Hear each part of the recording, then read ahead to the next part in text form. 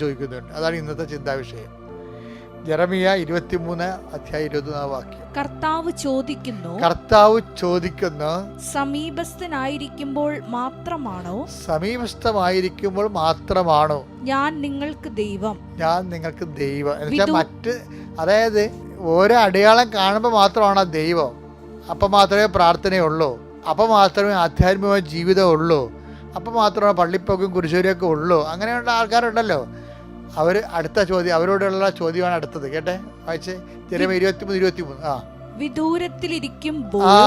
ജീവിതത്തിൽ നിന്ന് ചില സമയത്ത് ദൈവം വിദൂരത്തിലിരിക്കുമ്പോഴും ഞാൻ ദൈവമല്ല. വല്ല കാര്യമുണ്ട് ദൈവത്തെ കൊണ്ട് ചോദിപ്പിക്കാൻ?